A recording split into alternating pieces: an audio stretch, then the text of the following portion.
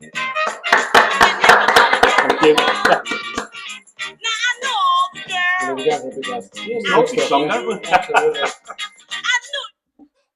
Hello everyone and welcome to a very special interview of the week. Today's guest is Darren Richards, our Director of Inclusive Football, and also our Head Trustee, Julian Workman. Welcome, gentlemen. Scott. So Darren, let's start from the beginning. What is and who can play inclusive football? So inclusive football covers a whole range of disabilities, and they can be physical or mental. So that can be ADHD, autism, Tourette's, depression, physical disabilities like multiple sclerosis, hearing, sight, non-verbal, etc. Okay. The list is endless. Right, okay. So tell us, how did the inclusive section at Redditch Borough come about? So in April 2024, I had a conversation with Julian because I was managing mainstream football. It was getting a bit too serious for me. So we had a chat and Julian suggested that I head up the division, and I haven't looked back since, to be honest. Julian, do you want to add anything to that? No, I totally agree. I mean, he was a bit nervous when I said it. He was like... Yeah, I was taken back because I thought, absolutely. What's involved in this? And I can assure you now, it's not what you think it is. No. It's not what you think it is. Some of the players I've seen, not just at this club, but at other clubs as well, in the tournaments and that we've taken part in over this 12-month period, there's been some very, very good players. Oh, Yeah. There's been some very good players. Definitely. Okay. Absolutely. So getting to the inclusive football where we are today, who's been influential in helping you get to the standard we are with the club at the moment? So, there's the team from the Worcester Football Association. Have been absolutely brilliant with the support. Obviously, Julian and various members of the directors and the trustees of the club, and my coaches that helped me. Okay. Julian, you founded the club back in 2006, and then you moved us here to Cherry Tree Walk in 2017. What was the vision in 2006 compared to the vision in 2017 and the vision where we are now today? Well, it's changed obviously over time. Yeah. But the core values haven't changed, Scott. Okay. Our core values are still the same they were in 2006, which is fairness and equality. Yeah. Honesty and transparency. I think a lot of people suffer when they join clubs that it's a bit of cloak and dagger, and there's no honesty. But with Redditch Borough Football Club, there is total transparency all the way through from top to bottom, and that allows the parents and the players to develop and grow and enjoy. That's our core values from 2006 to 2025. As we enter our 20th year, it remains the same. Your vision, slightly different. Vision was just to create a team and just let a load of lads locally go and enjoy themselves. Yeah. But then brothers and sisters join and friends join, and before you know it, you're 40 teams deep. A lot of teams. It's a lot of teams. A lot of teams. teams, 40 teams deep, and a lot of success in that team. And and what do you judge your success on? It's not just about winning medals and trophies, is it? It's about inclusive, isn't it? Yeah. I think you've only just got to come to this club and look around. Yeah. As you say, the amount of teams you've got, what teams you've got. You've got your men's, your women's, your youth section, male and female, and then your inclusive section as well. What a great asset to the town this club is. Yeah, massively. So, what are the key priorities for the club over the next 3 to 5 years? Well, the priorities is to remain, as we always are, sustainable and affordable for people. The whole club has to be affordable. Yeah. The community. I mean, this is not just a football club. No. It's more than a football club. Yeah. A lot of people rely on it for the mental health. A lot of people rely on it for, togetherness. There's a lot of lonely people out there at all ages. Yeah. There's a lot of people suffering in the world today with the cost of living and all the crises going on. But it has to be affordable. I think that's the rubber stamp of it. Affordability. And you just mentioned there the mental health side. Yeah. That is the next step for the disability division, where we're looking at starting up a men's and women's mental health section as well. Yep. So, you know, that's something for It's the the next future, in phase, the isn't very near future, yeah. And on top of that, from my point of view for the division, we want to provide the biggest inclusive and disability provision in the area. Yeah. Let's say the county, don't we? County. That's our aim Yeah. over the next couple of years. So Darren, everyone knows at the club how well you've done with the inclusive section, you know, how much you put in, your time you put in.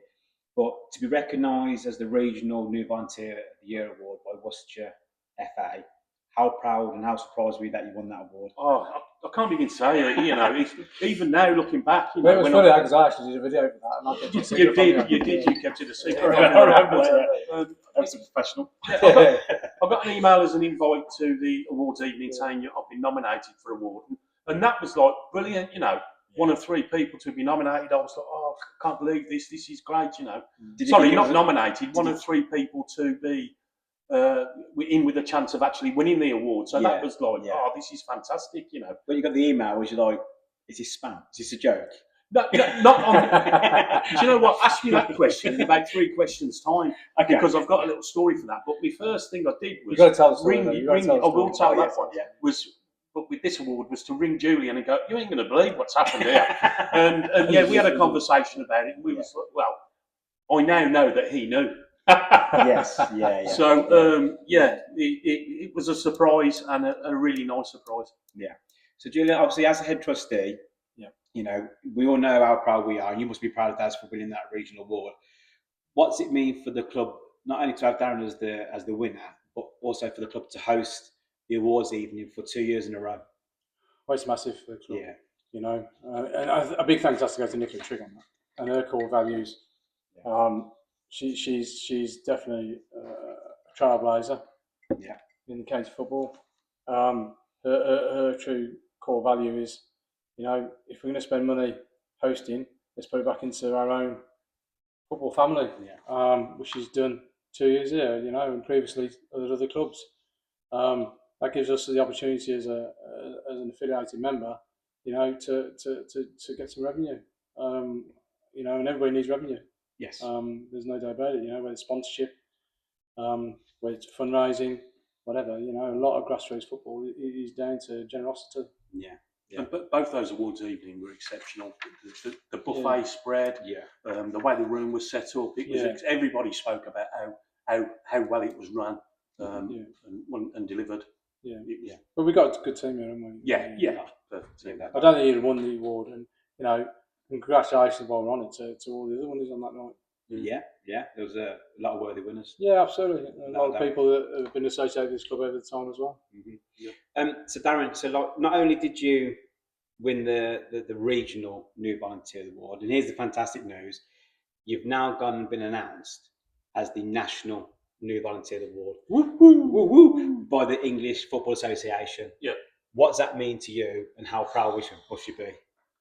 Well, 12,500 people, and how many clubs? 18,000 affiliated clubs. It's just unbelievable. The enormity of it is unbelievable. I just feel so privileged to be representing Redditch Borough Football Club at Wembley on the 10th of August at the Charity Shield. It is just, I just can't explain how much it means to me. Certainly for me, it's probably one of my biggest achievements in life. And sat with us is going to be Sir Jeff Hurst and Tina Moore, Bobby Moore's wife. Name drop, amongst others. We'll have to see if. I think old Jeffy might be popping up for Christmas. You've got to invite him. You've got to invite Sir Jeff Hurst. We're going to invite him up for the summer awards here, you know, and keep in touch with him. Obviously, we'll go on summer holiday with him first. That's it. So, as the national winner, tell everyone what you've got the honour of doing at the Community Shield on Sunday. Yeah, so I've been selected to carry the match ball out and place it on the podium before kick-off and in front of 90,000 people. That's only 90,000 people in the stadium. Blimey, What about the millions watching it, Daz? Did you know what? I didn't even think about that till you've said. Thanks very much for that, man. So the millions watching at home, you know, it's unbelievable. Don't drop it. It's like saying the Rock saying, for the millions and millions of Darren's fans. That's exactly what I thought.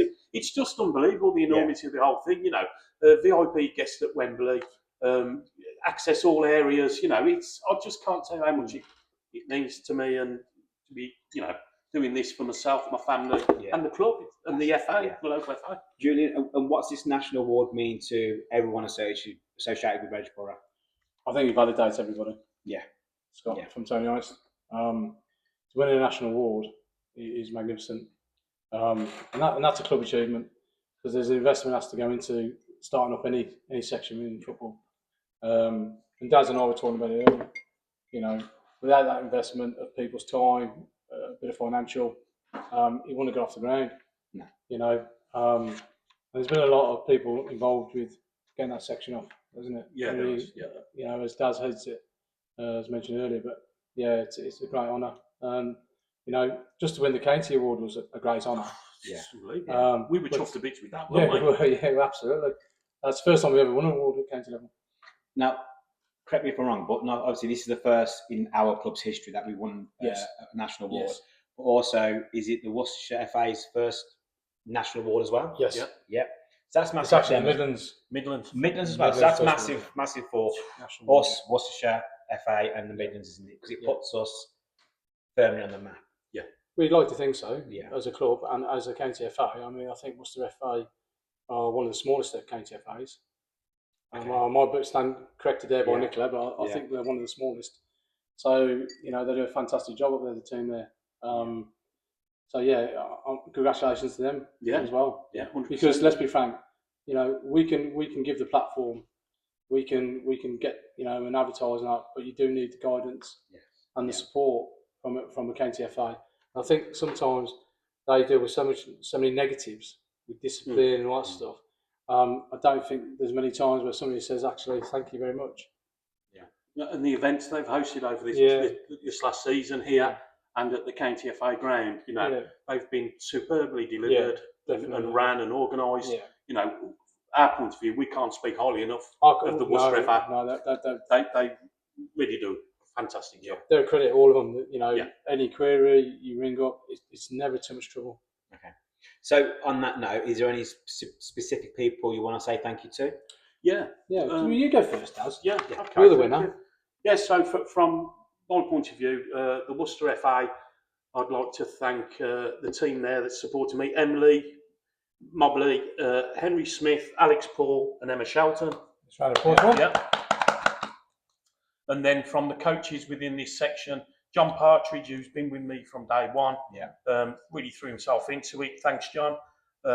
Anthony Marks, Neil Streeter, and of course, little Dexter and little Freddie, who have come along and helped me and John to make the numbers up while we were building the section. Thank you both for that. Thank you, boys. From a sponsorship point of view, I'd like to thank Darren from DMG Redditch, John from GEP, that's Gas, Electric and Plumbing, and Paul from Alan Benfield's, their electrical company. So thank you all for your sponsorship. Brilliant. Julian? Yeah, from an exec point of view, yeah, definitely, as mentioned earlier, thank you very much to Nicola Shrew for all the support she's given us as a club. Ollie Williams, phenomenal guy. Jackie Owers, Julian Armour and Jack Handsaker. Because without them five working closely with us, the club wouldn't be what it is today. You know, the last few years, they've been absolutely godsend to us as a club. And then, obviously, my co-trustees, Martin Bassett, John Cox, Dan Motherwell. Got to mention the chairperson, Kim Workman. You have? Yeah, absolutely. Definitely got to mention Kim. Yeah, Kim Well, Workman. when we started with this, I actually had a conversation with Kim after I'd spoken to you. Oh, did you? And said that, you know, Julian said I should do this, and she said, you'll be fantastic at it. Well, she's the chairperson, does. Yeah. I looked at her and said, really? You just be nice about this, and look where we are, you know. Absolutely. And then, you know, following on from Kim, Jordan, obviously, my son, you know, because you have to commit when you're a volunteer and a head trustee, and you know, when you do a lot of hours, Scott, you know yourself, you're a volunteer. Yeah. You know, there's a lot of commitment. Yes. You're either in with 2 feet or you're not with 2 feet. So big thank you to Jord. Definitely to Sarah Edwards, facility manager. Yeah. She does an awful lot behind the scenes that no one really says thank you for. Yeah. Opening up early for the inclusive section. Yeah. Unsung hero. Yeah. Definitely. John Edwards, director of football, and what he's brought to the club over the last couple of years. Yeah. Definitely the welfare team, Yeah. led by Jamie, Director of Welfare, Jamie Power. I think he's done a phenomenal job. Yeah. Make sure the onboarding's done correctly.